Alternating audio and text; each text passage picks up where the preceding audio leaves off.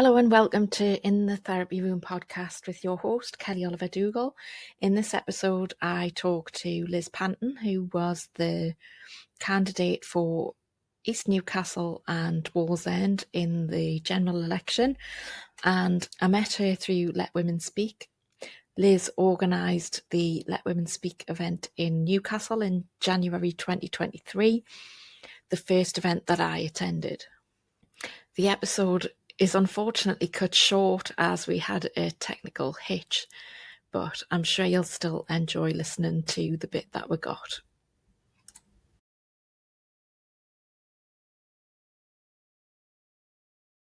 Hello Liz, do you want to introduce yourself?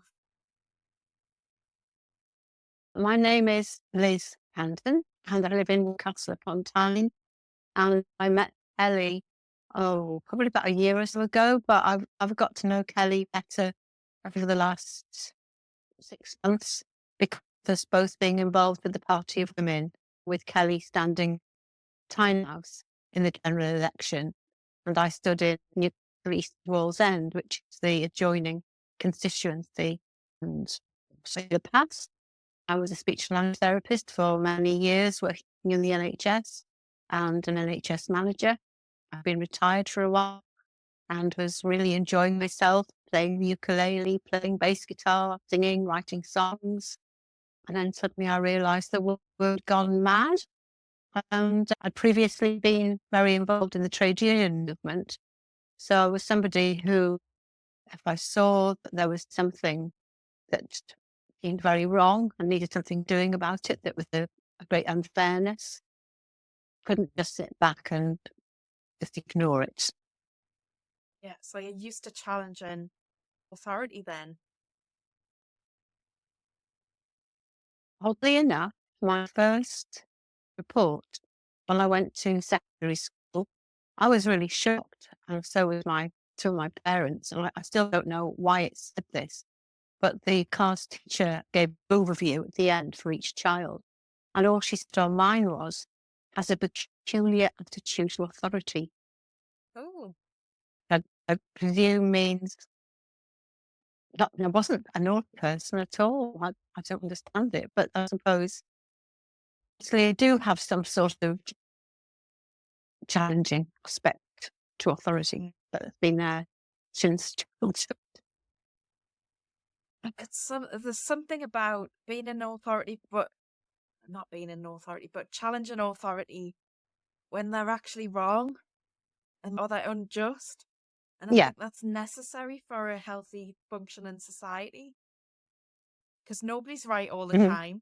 Definitely. And you do need to challenge No. authority. You need to be able to ask questions and just certain questions. But I think that's probably what it was, asking questions, because I always wanted to understand the reasoning behind things. And I think that's probably what it was. It wasn't I was cheeky. I definitely wasn't cheeky. And I wasn't naughty. But I did ask questions. I was genuinely interested. But I think that's possibly what was meant, that you were just supposed to listen and accept without questioning or without understanding. yeah, so you are expected to be a robot and you're not a robot. You wanted to know why you were doing something. No. Well, most people aren't robots. They're really not, but they sometimes for a quiet life, I think people go along with things. Only if something really hits them very badly, that they then stop and think, oh, I don't think I can put up with this much longer. But there's too much going on in most people's lives for them to have the time or energy to finish things. Most people want to just enjoy their lives and their families and get on with their work. And that's how bad things happen. I think most people, they have enough challenges with the things that they're dealing with day to day without looking up and seeing what else is happening to see if they can get involved with more things that'll challenge them. And I think that's why people turn a blind eye. I agree. Yeah. So, yeah, I can resonate with that, wanting to know why you're doing something, not just following orders. I'm similar in that way, yeah.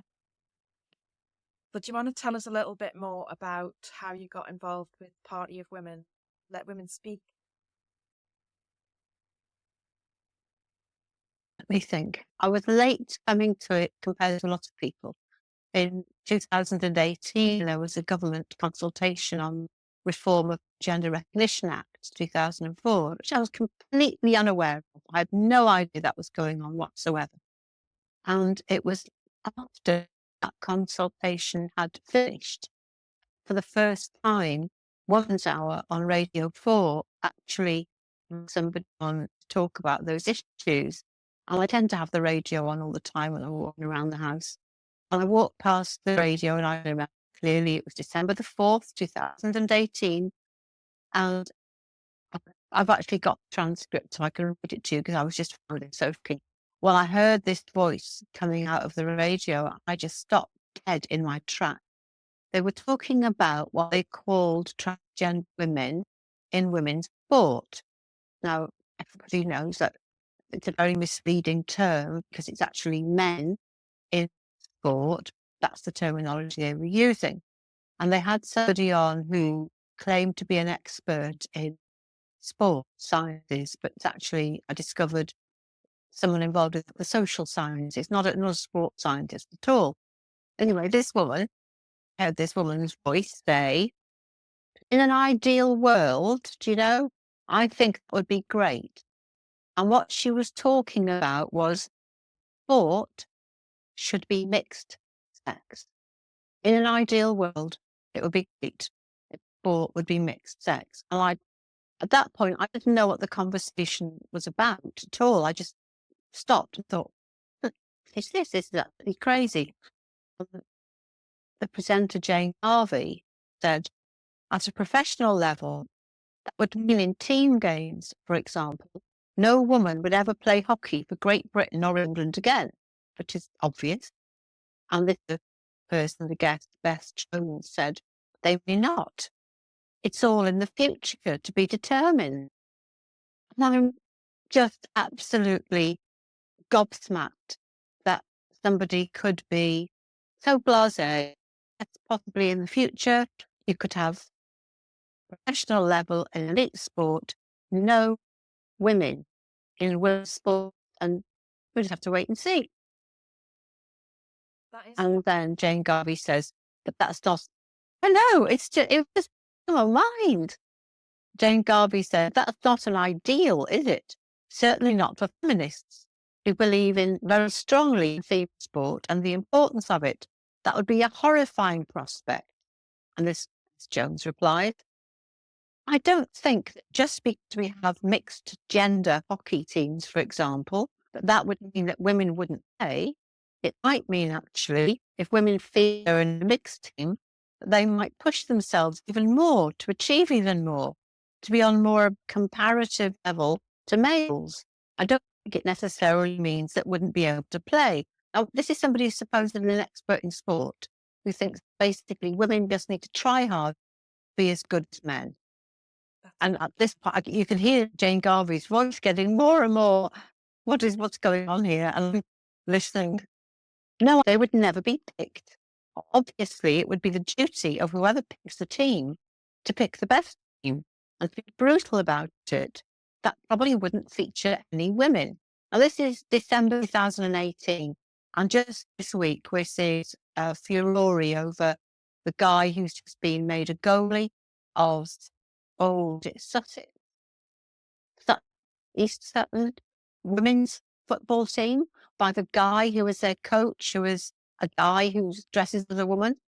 He said he would like to see every player on that team, a women's football team, a man. So it was predictable. It was easy to predict what would happen. The thing is, though, And then you've got the team in Australia. There are five in a women's team, and of course, it's won everything. There was that initiative. I'll get to the end of this about promoting women and doing more exercise because it's good for us. And then you've got this. Yeah, get women into sport, and then you've got this happening. Absolutely crazy. Anyway, so this Beth Jones says, Jen Garvey's pointed out that men's teams are all men. But at the same time, we don't know that. And that's what I'm saying, there's a bit of an argument academically that perhaps women lack their capability psychologically because they're competing against other women. If they feel they are competing against other men, who we then take into society that men perform better than women, then perhaps would their performance and sitting on more of that level. So we may see women picked for those teams. It's, again, just absolute nonsense. God says, so what about the fact that at the moment, I can't think of any trans men, that's females, competing in sports who outperform their, let's call them, male counterparts. Are there any? I'm not personally aware, she says. What big surprise. So you have women going to men's sports and out-competing men. Why might that be? So that was what made me realise suddenly that things had just gone completely bonkers. And I was just frozen to the spot. I was so shocked. I had to go and sit down. And I sat down and I just thought for about 2 hours because this hadn't come out. I didn't know about all the background. So if this is happening, this can't be the only thing that's happening. What are the implications of this sort of thinking? That it can be serious. And what I didn't hear was that immediately after this, Nick Williams from Fair Play for Women was on giving the alternative side, but I was so shocked. I was in a different room thinking. So that was when I realised things were just going bonkers.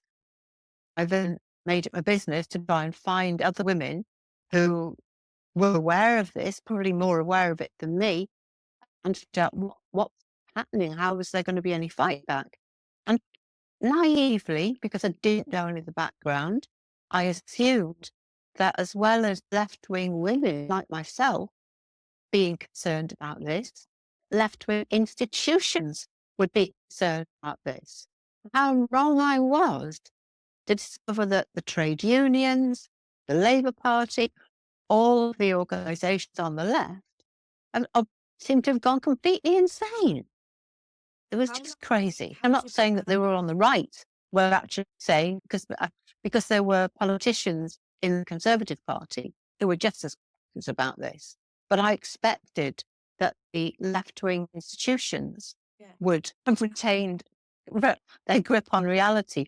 And I did find left-wing men who were fighting against it. But what I did find were left-wing institutions fighting against it. And in particular, I think the last sort of trade union duties that I was involved with were about 2010, 2011. And then this was, it would have been after that, probably could have been even as late as 2012, 13, 14. Can't remember offhand. But there was a gap. But it wasn't that long, but it was, having been involved in the trade unions, these will all have been decisions that have gone through a trade union annual conference, and I've been to those, and I know what they're like. They're activists who are there. It's not your normal worker. A lot of people there, a great number of them, not particularly interested in workplace issues, which is what I was interested in. The activists tend to be political. You're as likely to hear resolutions to do with Cuba and Haiti. Nowadays, it would be Russia and Ukraine, Israel and Palestine, as something to actually do with the working conditions in this country and things that the union can have an effect on.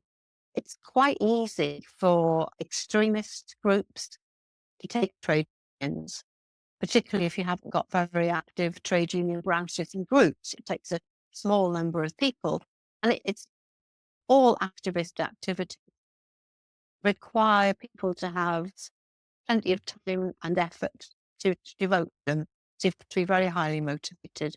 There tend to be people who have strong political motivation, whereas most union reps are getting on with rep work in the workplace. In the NHS, there's a lot of women as well. You've got families to bring up. you're not going to go to a trade union conference on top of all that. So don't believe that the trade union resolutions present the views of the vast majority of members.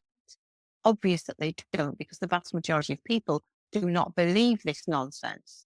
So it'll be the small number of active to go to trade union conferences. And we've seen that across different unions where people have had problems at work to do with the gender identity ideology being imposed on people and very strange authoritarian regimes being put in place, that very often local trade union reps have been great. And because they've understood that this is to do with employment law. It's not to do with ideology. They understand those things often. But the public face, the unions, is very much, men's rights to human rights. What are those rights they haven't got? Yes. So that's how I got involved in it. And how did I get involved in Let Women Speak? In 2021, I don't know how long the Let Women Speak things had been going on in London at Speaker's Corner. It was called Standing for Women back then. But a group of us felt there ought to be an event in the Northeast. So we were together to set up a local Standing for Women, Let Women Speak in the Northeast. And then Kelly J. Keane came up, I think it was January the 15th, 2022, and did an event in Newcastle. And I was very involved with that. And then when the Party of Women, she talked about the Party of Women and setting one up for quite a while. And I didn't know what was happening. I knew that it was taking a long time to get set up because of issues to do with peculiar things like the emblem of the party, which you can see here, which is the bouquet or the posy. Yes, Party of Women. So the original emblem didn't look like that. It was projected by the Electoral Commission. So they had to go back again and do this. And it took quite a long time. And I didn't really think that it was going to suddenly spring into action, but it did. So the Party of Women was set up in February 2024. And amazing. In the local elections in the May, there were 5 women who stood in the local election for a party that had only existed since the February. It was brilliant. And then when the general election was announced, because we all thought it was going to be in November, we all thought that we would still be under a Tory government and would be waiting for a November election.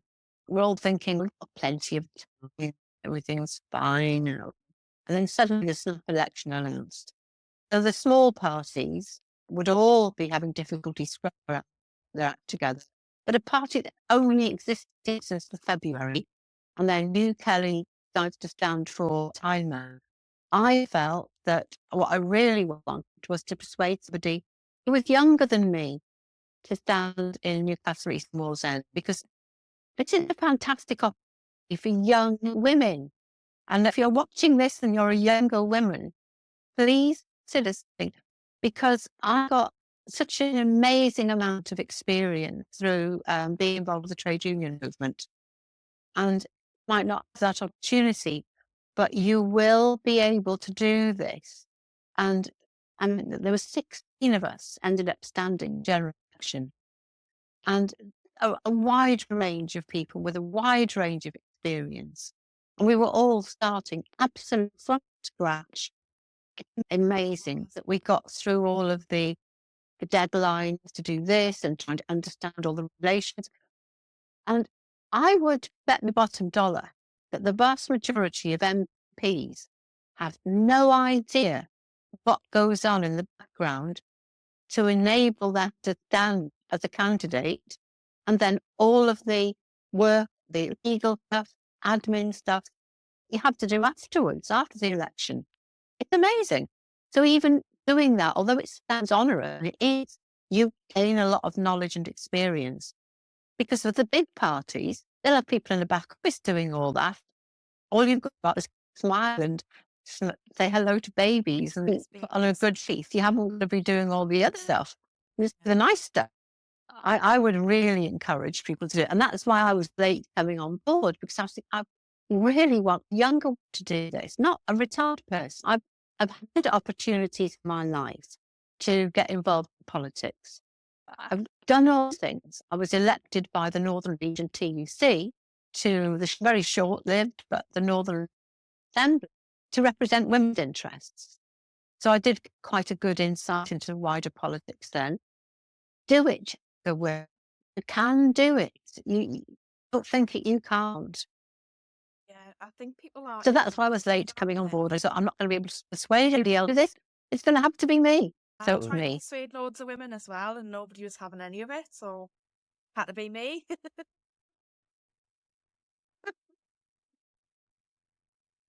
Yeah, I definitely had the same experience. I was like, someone has to do it, and I was like, nobody else is, so Yeah. I'm going to do it. And I actually volunteered during the May elections. I saw them doing it, and I was like, I'm going to do that. I'm going to do it. So that's when I put my name forward. Mhm. I wasn't expecting the snap election. I was like, oh my God, when I found out there was going to be election, I was like, oh my God. Like I've said, I'm going to do it now, and it's happening in June, and I'm going on holiday, and oh my God, it was such a short time frame, wasn't it? Oh, yeah, you were away on holiday most of the time. We're I was like, only away what, for a she's week. going on holiday? So I had an even Seems a long shorter time. time scale to get my forms in because I was going on holiday, and actually I wasn't able to take the forms myself Oh, because I was on yeah. holiday. So Ian, my husband, didn't want to be my election agent, but he had to be because I needed an election agent to be able to deliver the forms. So I flew off on my holidays. Thankfully, he wasn't coming with me. And when I landed on holiday, That was lucky. to find out that it was definitely happening, I was just like, oh my God, what a roller coaster it was. An absolute emotional roller coaster, wasn't it? Yeah, it definitely was, but worth it. And we did, for a new party, only existed a few months, had 16 candidates in my constituency. Obviously, I didn't get in, but I did better than 2 other candidates from very long-standing parties. Yeah. I think all ought to be very proud of what we achieved in that very short space of time. It was just incredible. Was. And now you're doing it again? This was not expected. When Heather, who was my age, and I went in to Newcastle Civic Centre to hand in all the expenses forms, which are incredibly complicated. There's not a vast amount of money in, but they're complicated forms. And somebody there, we happened to overhear saying, oh, we're going to be really busy coming up because we've got a by-election. So we went and said, what's this by-election? Well, they said, oh, somebody has stood down in North Jesmond, so there's going to be a by-election. And I thought, this I've got to go for, because you're expecting the next round of elections to be in the May. Therefore, you could anticipate there'd be like a bit of a hiatus and a bit of loss of momentum. And I'd thought already, without knowing that there was a by-election coming up, if there were by-elections, that it would be really good if Party of Women could put people up, because it keeps things moving. And it doesn't just mean you've got these like bursts of activity. And there's probably more chance, some places, of actually getting into a local council. And Kelly J has been adamant from the start that local elections are what we really should be concentrating on as well, because that's where you can get a lot of influence over what's happening with children, with social care. It's the general election is the big show, but local elections are where a lot of change can be made. And again, people can get experience of how things work in politics. It's obviously different in different places as to how local councils are governed. It's a cabinet system in Newcastle, which I found quite difficult to navigate, looking for to work out how everything works together rather than it being based on localities. Anyway, it's that I really would encourage. But the tricky thing with by-elections is they're only advertise locally, that you don't on the local council site. They might be in your local papers. So if anybody's thinking of standing, basically just go and check the page that's to do with elections on the local council website. Do it every week. It wouldn't take you a minute to just go back and look and see, oh, is there anybody that has a buying? And then you're ready. Yeah. And then those of us who've been through all this can provide support, because we've already trawled through all of this paperwork and worked out what exactly does that mean, and phoned the Electoral Commission and asked them to work. So all the time, everybody coming in, it's going to be easier, because there will be more of us who've got that experience to help support. I think that was one of the things that was really good, that had all that support from men and women who'd been in elections before, knew what the rules were, knew what they were doing, and who could ask questions rather than like every time having to trawl through the paperwork. As a group of women who were standing in the election for Party of Women, we all had very different skills, didn't we? And it's not my skill to trawl through documents. I can do it, but I don't enjoy it. That's my thing. I think you must enjoy it. I don't enjoy it. I really don't enjoy it. You did a lot. Oh no. I hate it. Yeah. Yeah, but well, the simple is, if nobody knows the answer, everybody's like throwing in things. I just go and try. It's very complicated. There's been an evaluation of the Commission and its website, so it's not just me saying it. I've said it. It is very complicated. It's very difficult to navigate, and some of the information is not the clearest. Yeah, and there was also some criticism because I had a shorter deadline to get my forms in. I didn't have that support in the beginning because the calls that we were having didn't start straight away. I was looking through to try and find the forms, and it just kept sending me round in circles. I found them eventually, but it's really, really complicated. But to say, because those of us have been through it before, we can signpost more easily. And the people who were helping us, who had either been candidates for other political parties in the past, or had been agents for other political parties in the past, they gave us a lot of help. So it was invaluable. And they were able to find things very quickly, whereas we struggled navigating our way through all this stuff. But I won't name names, but who think I couldn't possibly do that. There was at least one woman who stood, and we had to fill in spreadsheets for our sorts of things for the Electoral Commission. But she'd never used a spreadsheet, ever. People are starting from technical baselines that are very low. The people have never spoken in public, other people have never done this, but everybody's got a strength. yeah. The person who hasn't done this or can't do that, good at something else. And so we were all able to support each other. And it was a very good atmosphere having that group where we were all, it was a WhatsApp group we were in to be able to support each other. And then we had regular Zooms with Kelly J every night for a while. And I was gobsmacked. I don't know where she gets her energy, because she'd do whatever she does during the day, and that might include doing a live stream. And then she would do time with us, which wasn't just supporting us, she was putting in her own applications to stand as a candidate and changing her mind about where to stand depending on who was standing in those places, and having to get all that paperwork done and supporting her. And then doing a Zoom call with us for about an hour, mostly supporting us. And then you'd go and see she's doing a live stream on YouTube, looking as fresh as a daisy, as if they only just got it. I mean, I don't know where she gets the energy from.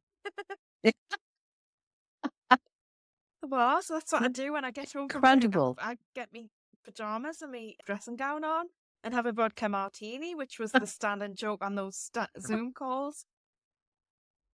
Yeah, well, I've got a pot of tea. Yeah, we always have vodka martini on an evening. And of course, my husband is very routine. He likes his routine. So he just wanted his dinner. So he was hanging around going, are you finished yet? Because he wanted to eat. So that was delayed every night. So he wasn't happy about that. And he was like, And when I asked him about it and did you enjoy it and stuff, and he was saying, I just want to have me dinner on time. Is that too much to ask? But he did a really good job of supporting me, despite not getting his dinner on time. It was also good meeting up with people in real life when you organised things. We both had our own little team of local campaign supporters, and Kelly organised meetings and invited some of us along, and then we organised them as well. Heather and I organised one as well, and that was great because we don't always get to meet each other. We're communicating via text on things like WhatsApp or even doing Zooms and things. It's not the same. So to actually have real life meetings was great. I found it really good that there was two of us to support each other, like in the same area, so we could meet up. And but I think there was a downside to that as well, because I think we split the support. Do you know what I mean? Rather than having a whole And possibly, separate, I think possibly we would have got more, just because of knowing the active women now. But as we go through, I think you've made me, you've made me think now, because with North Cheltenham coming up, I've tended to stick with my group of supporters for Newcastle, East and Wallsend. But in fact, in your Tynemouth support, you've got women who are in Newcastle and other places. So I probably should be in your group, but I should probably be thinking about engaging them more, because they might be as interested in doing something in Newcastle. Absolutely.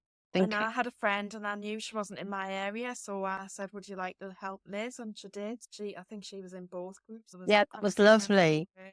Yeah, we've got a bit of overlap, haven't we? Yeah, definitely.